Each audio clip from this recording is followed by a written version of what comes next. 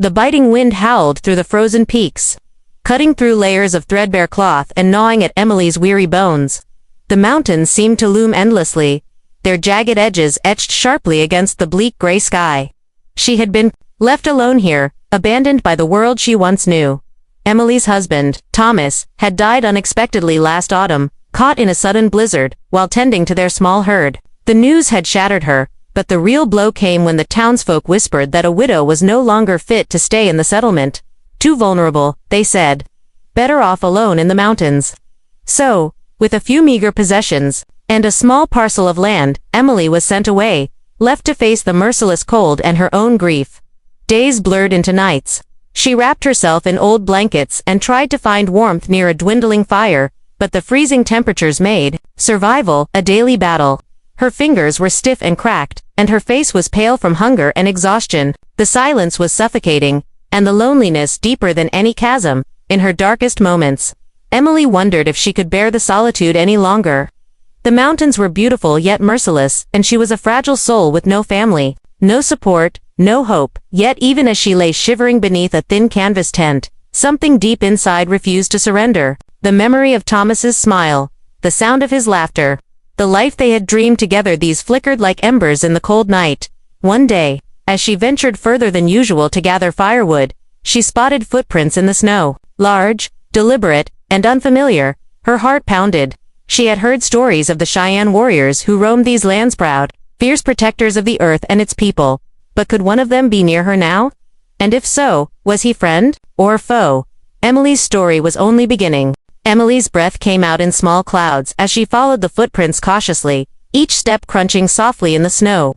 The mountains stretched around her like silent sentinels, watching her every move.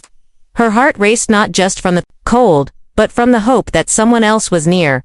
After several tense minutes, she spotted him, a tall figure dressed in traditional Cheyenne attire, moving gracefully despite the harsh weather. His dark eyes scanned the landscape with a quiet intensity, as if he were part of the mountains themselves. She wanted to call out, to ask for help, but fear stopped her. What if he was hostile? What if she had misread the tracks? Yet, when their eyes met, something unspoken passed between them, a mutual understanding of survival, pain, and strength. The warrior approached slowly, his voice calm and respectful as he said, "You should not be here alone in the mountains." Emily swallowed hard. "I have nowhere else to go," she replied softly. He studied her for a moment, then nodded. "I am Mato, a Cheyenne warrior. These lands are harsh, but they give life to those who respect them." With that, he offered a hand, helping her rise from the snow where she had stumbled. It was the first kindness she had known in weeks. Over the next days, Mato returned, teaching her how to gather food, build shelter, and protect herself from the cold. More than that, he shared stories of his people, of resilience, honor, and connection to the earth. Emily began to feel something she hadn't in a long time: hope. The morning sun cast pale gold over the snow-draped peaks as Emily wrapped her thin cloak tighter around her shoulders. The bitter cold was still unforgiving, but something within her was changing. A quiet strength blossoming like the first fragile buds of spring. Mato had come again at dawn, his presence steady and calm as always. Today, he was ready to teach her the ways of the land, knowledge passed down through generations, whispered by the winds and etched into the soil. He led her to a small clearing where the snow was thinner, and the earth beneath showed faint signs of life. "The mountains give," he said softly, "but only to those who listen." With patient hands, he showed her how to recognize edible plants hidden beneath the snow's disguise. He taught her to track animal footprints and to move quietly through the woods, blending into the landscape rather than fighting it. Emily listened closely, absorbing each lesson like a thirsty flower. Her fingers, once stiff and clumsy, began to move with purpose. Her eyes, once clouded by grief, started to see the world anew.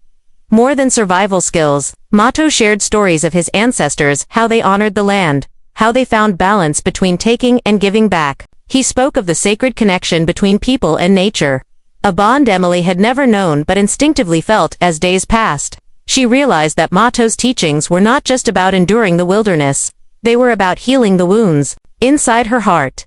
One evening, by the fire's warm glow, Emily confided, "I lost everything, my husband, my home. I thought I was meant to die here." Mato's gaze was steady but gentle. The earth does not abandon its children. It waits for them to return. You have come back. For the first time in months, Emily allowed herself to believe that maybe, just maybe, her life could begin again. The days grew shorter and colder as autumn's chill gave way to the first whispers of winter. Yet, amidst the creeping frost, Emily felt a warmth growing not just from the fire's Motto built, but from something deeper. Their bond was quiet but undeniable. Motto's presence was like the steady rhythm of the mountains themselves, strong, patient, and enduring. Emily found herself sharing more than just survival skills, her fears, her memories, her shattered hopes. One afternoon, as they worked side by side gathering firewood, Emily hesitated before speaking. "Motto, why do you help me? I am a stranger to your people." He paused, leaning on his axe. "Because your spirit is not broken beyond repair, and because the land teaches us to care for those in need." His words settled over her like a gentle blanket. She realized that trust was fragile, like the thin ice on the river, but it could grow with time and care. That evening, under a sky scattered with stars, Motto showed her how to make a simple medicine from mountain herbs. "This will help warm your body and heal your wounds," he explained. Emily watched him closely, feeling the hum of life returning to her fingertips as she mixed the herbs. She understood now. Healing wasn't just physical. It was the gift of someone believing in you when you couldn't believe in yourself. Their days became a rhythm work. Stories, silence, laughter. The mountains' harshness softened in their company, but even as hope grew, Emily knew the world beyond the peaks awaited a world that might not be as kind. Though the mountains offered shelter and healing, Emily's past was never far behind. Each night, as the fire flickered and Mato's steady presence calmed her, memories crept in like shadows. She thought of the small town she had left, faces she would never see again, friends who had turned away, and the loneliness that had pushed her into exile. The cold wasn't just outside, it was inside her heart. One evening, after a long day gathering supplies, Emily confided in Motto, her voice barely above a whisper. "Sometimes I wonder if I deserve this chance. If the world would be better off without me." Motto's eyes softened, reflecting the firelight. "The world is stronger because you live. Every scar you carry tells a story of survival." He spoke of the Cheyenne belief in the spirit's resilience. That pain and loss were not ends but parts of a greater journey. Emily listened, tears pricking her eyes. The mountain wind howled outside, but inside, something fragile and new was growing. Forgiveness.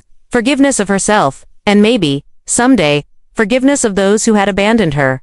That night, wrapped in a thick blanket, she dreamed not of the past, but of a future where she might finally belong. Winter tightened its grip on the mountains, cloaking the world in white silence. Yet inside the small cabin where Emily and Motto sought refuge, there was a warmth that no cold could touch.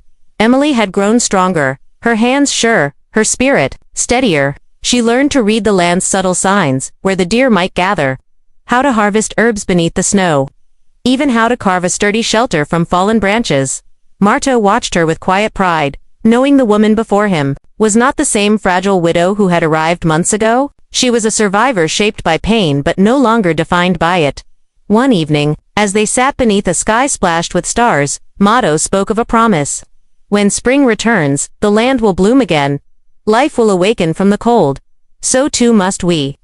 Emily nodded, her heart stirred by the thought. She understood now that healing was a journey, one that did not erase the past but built upon it.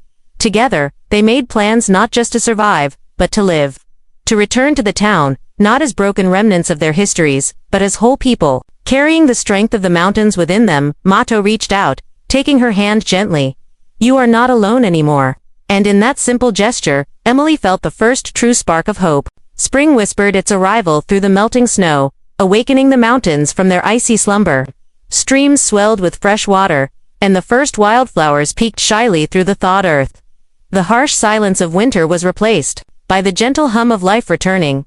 Emily stood at the edge of the clearing, breathing in the crisp air. Her fingers, once cracked and numb, now felt alive and strong.